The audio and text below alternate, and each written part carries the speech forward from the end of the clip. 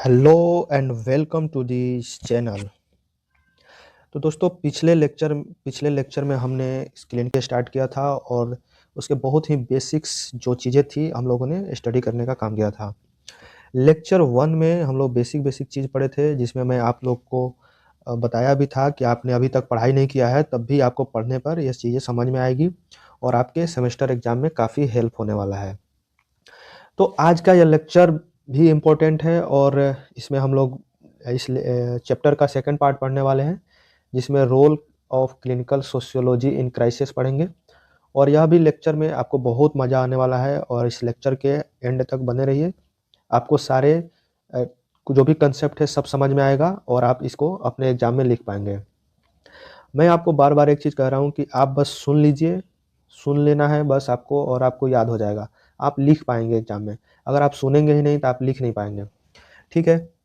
तो चलिए इस लेक्चर को शुरू करते हैं जिसमें हम लोग role of clinical sociology in crisis पढ़ेंगे। तो देखिए, क्राइसिस जो होता है ना, ये अफ़ेक्ट करता है इंडिविजुअल्स को डिफरेंट वे में। आगे हम लोग जानेंगे कि क्राइसिस एक्चुअली होता क्या है, उसके बारे में भी हम लोग पढ़ेंगे। तो थोड़ा-सा पेशेंस बनाए रखिए, हर एक चीज़ आगे आएगा। सम कुछ जब क्राइसिस आते हैं तो कुछ पीपल पीपल जो होते हैं वो अपसेट हो जाते हैं, स्ट्रेस्ड हो जाते हैं और कन्फ्यूज़ हो जाते हैं कि इस क्राइसिस को हम फेस कैसे करेंगे। मैं आपको इसमें एक एग्ज़ाम्पल दे कर के भी बताया हूँ। हर एक सिनेरियो पर एक एग्ज़ाम्पल लिया हूँ, तो उससे आपको समझने में काफ़ी ईज़ी होगा और मज़ा भी आएगा। तो देखिए, intervention crisis extremely important to prevent mental illness. जो भी है इंटरवेंशन एट क्राइसिस बहुत ही इम्पोर्टेंट है मेंटल इलनेस के लिए, मेंटल इलनेस को प्रिवेंट करने के लिए।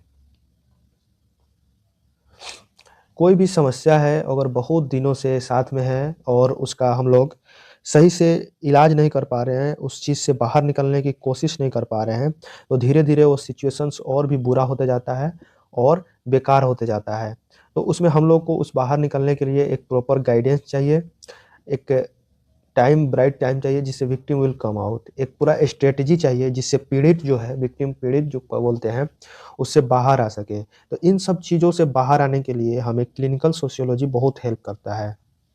और जब भी आप फ्यूचर में ऐसा कोई समस्या आता है आपके पास, तो आप उस चीज़ से डील कर पाएँगे।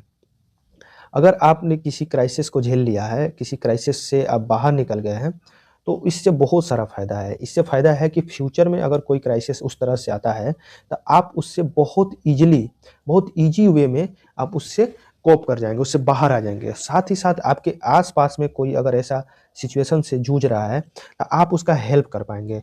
एज़ ए हेल्थ प्रोफ़ेशनल, आप एक हेल्थ प्रोफ़ेशनल हैं, तो आपकी ये ड्यूटी भी बनती है कि आप डिफरेंट-डिफरेंट सोशल क्राइसिस को समझें, उससे बाहर आने की स्ट्रैटेजी को समझें ताकि आप अपने क्लाइंट का हेल्प कर सकें। और क्योंकि ये हॉस्पिटल में जब आप काम कर रहे होते हैं तो बहुत सारे मरीज़ ऐसे आते हैं जिनको बहुत सारे बीमारियों की मतलब बीमारी नहीं हुआ रहता है। वो बस परेशान रहते हैं किसी सोशल्स प्रॉब्लम से, कोई ना कोई दिक्कतें आ गई रहती है जिससे वो कोप नहीं कर पाते हैं। जिससे वो बाहर नहीं आ पाते हैं। आप ऐसा जब काम करने जा रहे होंगे तो आपको देख भी रहे होंगे कि आपके आपके यहाँ क्लाइंट इतने सारे आते हैं जिनके तो कोई समस्या ही नहीं है, कोई उनको डिजीज़ ही नहीं है। बस वो सोशली मेंटल प्रेशर से बहुत ही परेशान हैं, उससे वो बाहर निकलना चाहते हैं, उनकी ठीक से काउंसलिंग नहीं हो पा रही है, जिसकी वजह से वो बहुत सारी समस्याओं से जूझ रहे हैं। तो आप एज़ ए नर्स हैं, आप एज़ ए हेल्थ प्रोफ़ेशनल आप उनकी कैसे हेल्प करेंगे, उनसे उस सिचुएशन से बाहर निकालने में आप किस तरीके से मदद करेंगे, यही सब सारी चीज़ें हम लोग को क्लिनिकल सोशियोलॉजी सिखाता है। तो इस पॉइंट ऑफ व्यू से यह हमारे लिए बहुत ही इम्पोर्टेंट हो जाता है क्लिनिकल सोशियोलॉजी को पढ़ना। तो आइए हम देखते हैं कि क्राइसिस एक्चुअली होता क्या है और ये कैसे होता है। तो crisis is a state of disequilibrium. Disequilibrium का हुआ है कि आपकी लाइफ बहुत अच्छे से चल रहा है, कोई एकदम दिक्कत नहीं है, स्मूथली चल रहा है, उसमें कोई दिक्कत आ गई, कुछ प्रॉब्लम आ गया तो उसको डिसइक्विलिब्रियम मतलब आपका लाइफ इम्बैलेंस हो जाएगा। तो crisis is a state of disequilibrium result from the interaction of an event with the individual और family coping mechanism which are inadequate to meet demand. कहने का मतलब है कि आपके पास कोई ऐसा समस्या आ गया जिससे आप निदान पाना तो चाह रहे हैं, लेकिन आपके पास जो समस्या से निकलने की प्रोसेस है वह वहाँ पे काम नहीं कर पा रहा है। इनएडिक्वेट मतलब सफिशिएंट नहीं हो पा रहा है, उससे आप बाहर ही नहीं निकल पा रहे हैं। जैसा कि मान लीजिए कि आपका कहीं न कहीं एग्ज़ाम में कोई टेस्ट में नंबर कम आ गया, तो आप क्या करेंगे कि आपका जो प्रोसेस है कि टेस्ट में नंबर कम आया तो फैमिली में बात करेंगे और फिर से पढ़ाई करेंगे तो उस समस्या से बाहर निकल जाएँगे। लेकिन आप पढ़ाई इ इस चीज़ से आप कर ही नहीं पा रहे हैं। इस सिचुएशन से आप बाहर ही नहीं आ पा रहे हैं। आपका जो भी फैमिली से बात करके या पढ़ के जो समस्या से बाहर आने का स्ट्रैटेजी था, वो यहाँ पे फेल हो जा रहा है, इनएडिक्वेट पाया जा रहा है। तो इस चीज़ को हम लोग क्राइसिस कह देंगे। इसको एक एग्ज़ाम्पल से और समझते हैं। मान लीजिए कोई स्टूडेंट है या फिर कोई इंसान है, उसका ब्रेकअप हो गया। एक्चुअली क्या होता है कि ब्रेकअप होता है तो इंसान नॉर्मली बहुत सारा उसका जो होप रहता है, वो टूट जाता है। जिसकी वजह से उसको बहुत सारे परेशानियों का सामना करना पड़ता है। तो उस चीज़ से वो इंसान बाहर निकलना चाहता है। तो उस इंसान उस चीज़ से बाहर निकलेगा कैसे? तो फ्रेंड से बात कर लिया, फैमिली मेंबर से बात कर लिया या फिर कोई और रास्ता ढूँढता है कि मैं चलो ये चीज़ें तो हो गई, अब मैं अपने आप को कहीं और बिज़ी कर लेता हूँ ताकि मैं इस चीज़ से बाहर आ सकूँ। लेकिन उस सब चीज़ को इनएडुकेट पाया गया है। कि आप तो ये सब चीज़ें फ्रेंड से बात करके, फैमिली से बात करके इन सब चीज़ों से बाहर निकलने की कोशिश तो कर रहे हैं, लेकिन आप निकल ही नहीं पा रहे हैं उस चीज़ को। तो उस सब चीज़ को हम लोग क्या नाम दे दिए? क्राइसिस नाम दे दिए, ठीक है? आशा करता हूँ कि आपको बहुत अच्छे से समझ में आ गया।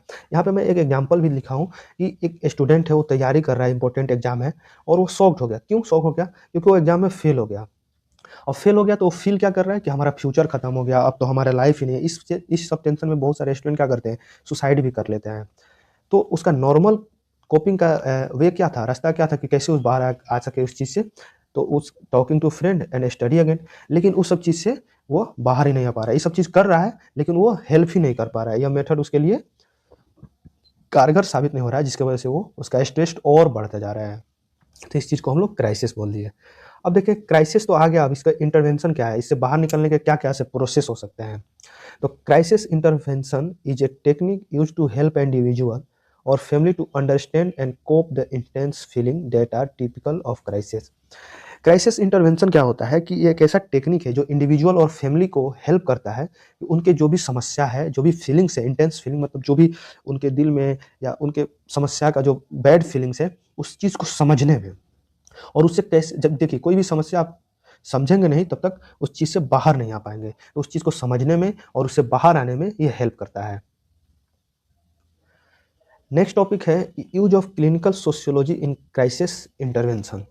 देखिए ये बहुत ही इम्पोर्टेंट है। इसको मैं आपको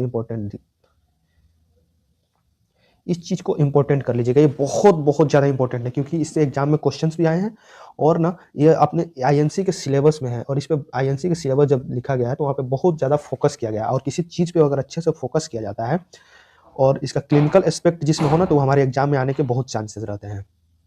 तो इस चीज़ को आप ध्यान रखिएगा और इसको बहुत अच्छे से पढ़िएगा। तो इसको मैंने क्या किया ना कि इस ये सब चीज़ ना मैं आपको बताया था पिछले लेक्चर में बताया था कि मैं ये सब चीज़ें ना आर शिरवानी का बुक है उससे मैं लिया हूँ और उस बुक में ना इतना टफ लैंग्वेज लिखा गया है, तो जिसकी वजह से बच्चों को समझने में बहुत दिक्कत होता है। इनफैक्ट मुझे भी समझने में बहुत दिक्कत हो रहा था, तो मैं उसको सिंपल ईज़ी लैंग्वेज और अंडरस्टैंडेबल लैंग्वेज में लिखा हूँ, अपने से लिखा हूँ सारी चीज़ें, ताकि आप लोग को हेल्प हो सके। तो इसके लिए आप तो एक लाइक कर ही सकते हैं मेरे लिए। ठीक है, तो मैं इसको इस चीज़ को समझते हैं आइए। Crisis is socially influence. Crisis जो होता है, मैं आपको अभी क्राइसिस के बारे में बताया, इसके पिछले लेक्चर्स में इसके इंट्रोडक्शन वगैरह में बताया था, उस चीज़ को अभी आप पढ़ लीजिएगा अच्छे से। उसका लिंक मैं नीचे डिस्क्रिप्शन में दिया हूँ, ठीक है? तो क्राइसिस एक सोशली इन्फ्लुएंस है। ये कैसे सोशली इन्फ्लुएंस है?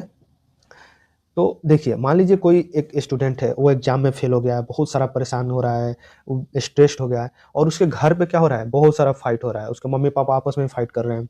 उसके घर पे वैसा फ़ेवरेबल कंडीशन ही नहीं है। एक तो वो फ़ेल हुआ है तो उसके माइंड में बहुत सारा डिस्टर्ब है वो, बहुत सारा डिस्टर्बेंस से घिरा हुआ है और जब घर पे आ रहा है, उसके घर पे अलग डिस्टर्बेंस है।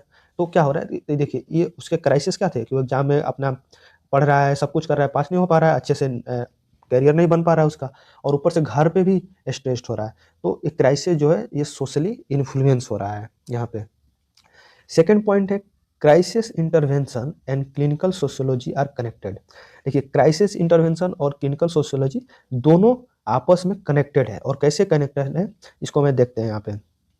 तो a therapist does not look only at anxiety but also at school, college pressure and family pressure। तो देखिए मान लीजिए कोई लड़का किसी क्राइसिस से जूझ रहा है, तो वहाँ पे जो भी थेरेपिस्ट है के पास आप जा रहे हैं, इस समस्या को लेकर थेरेपिस्ट यानी कि आप नर्स के पास जा रहे हैं, डॉक्टर के पास जा रहे हैं या फिर सोशियोलॉजिस्ट के पास जा रहे हैं, तो क्या करेगा कि आपका जो एंग्जायटी है उसके जड़ पे काम करेगा। उसको देखेगा कि कहीं आपके स्कूल अगर बच्चा है तो उसके स्कूल से प्रेशर तो नहीं है, कॉलेज में पढ़ रहा है तो उसके कॉलेज का प्रेशर नहीं है, अगर कोई एडल्ट है तो उसके फैमिली में तो कोई इश्यू नहीं चल रहा है। इन सब चीज़ों को वो समझेगा, क्योंकि देखिए डायग्नोसिस तब भी जब अच्छे से होगा तभी उसका ट्रीटमेंट अच्छा से हो पाएगा। थर्ड नंबर पे पॉइंट क्या कह रहा है कि understand social environment is important. Sorry under देखिए थेरेपिस्ट क्या करता है कि जो क्लाइंट है उसके सोशल इमोशनल बिहेवियर, उसके बैकग्राउंड को देखता है कि आप किस समाज से आते हैं, आपकी सोसाइटी कैसी है, कहीं कोई सोसाइटी से तो प्रेशर नहीं आ रहा है, आपकी कम्युनिटी कैसी है। इन सब चीज़ों के बारे में एक थेरेपिस्ट को एनालिसिस करना होता है और उसको देखना होता है। फोर्थ पॉइंट कह रहा है sociology provides problem solving strategy. Sociology provide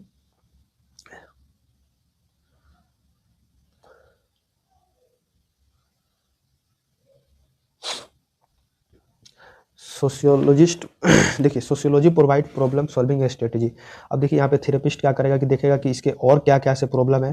तो मान लो किसी को क्राइसिस हो गए हैं किसी चीज़ को लेकर, अब वहाँ पे देख रहा है कि वो घर में बड़ा लड़का है, वो घर में एल्डेस्ट चाइल्ड है, तो उसको क्या होगा कि उसको बहुत सारे रिस्पॉन्सिबिलिटीज होंगे कि कमाना है और जल्दी से जल्दी पेरेंट्स का सपोर्ट करना है। तो इन सब चीज़ों से भी वो डिप्रेस्ड है। इन सब चीज़ों बहुत सारे क्या होता है ना कि रिस्पॉन्सिबिलिटी आता है तो इंसान को बहुत सारा टेंशन हो जाता है और वो परेशान होने लगता है। तो इसमें क्या है कि अगर घर में बड़ा लड़का है तो वो क्या होगा कि बहुत सारे रिस्पॉन्सिबिलिटी को लेकर के भी दिक्कतें आ रही होगी और पहले से उसका क्राइसिस चल ही रहा है। ठीक है, तो इस चीज़ को समझेगा थेरेपिस्ट, तब ना उस पर काम करेगा, तो उस चीज़ को उस इंडिविजुअल को उस चीज़ से बाहर लेकर के आएगा। ठीक है, therapist gain deeper insight. Therapist बस उस चीज़ को डायग्नोज करने के लिए और डीप जाएगा, उसके और अंडरस्टैंडिंग उस चीज़ को समझेगा कि उसकी सोसाइटी जो है उस पर्सन को कैसे अफेक्ट कर रही है, उस पर्सन को कोई और भी अंदर से कोई रूट कॉज तो उसका नहीं है, उसका मतलब बहुत परेशान है।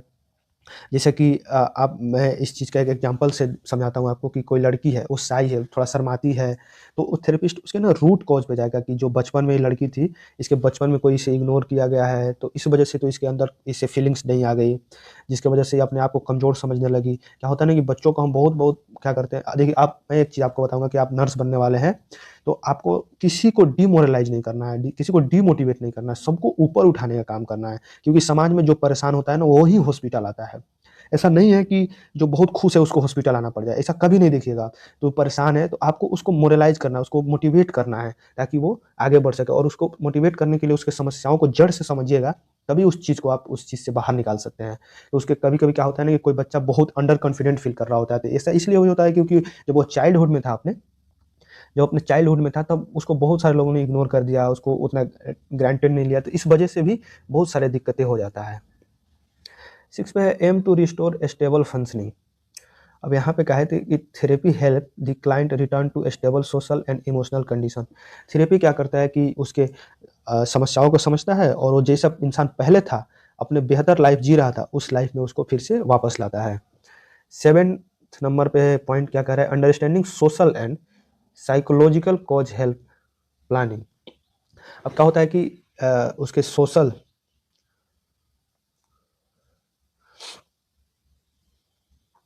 जब थेरेपिस्ट जो होता है उसके रूट कॉज को पता कर लेता है, तब एक प्लान बनाता है ताकि इस चीज़ को बेटर इंटरवेंशन किया जा सके।